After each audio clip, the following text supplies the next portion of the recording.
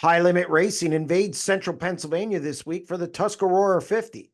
And while the series boasts some of the best in the sport, Port Royal seems to be a Posse stronghold.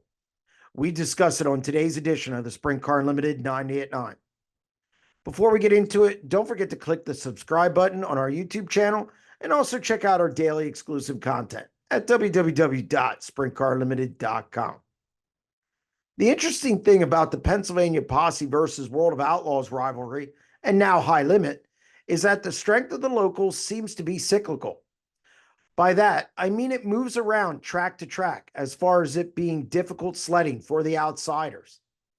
There was a time when Williams, Grove, and Lincoln Speedway were the most difficult racetracks for the outsiders to handle.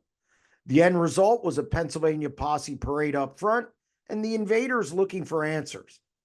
Now that stronghold has shifted to Port Royal Speedway, and the locals are hoping to keep the big money at home again.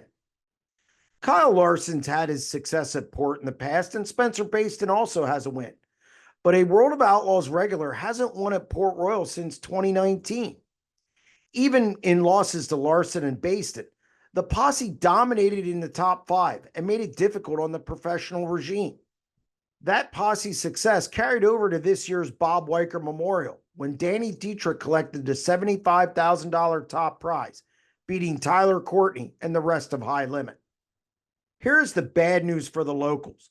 High Limit regulars, except for maybe Brad Sweet, have an advantage over the World of Outlaws in events like the 50 at Port Royal Speedway.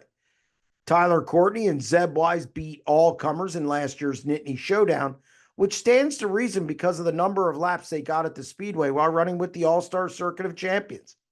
In other words, good luck handicapping this 3-day extravaganza. But there's some good news. The Posse versus High Limit battle, combined with all this big money on the line, is a win-win for the fans. That's going to wrap up this edition of the Sprint Car Unlimited 90 at 9, and we'll be back tomorrow. Stay tuned.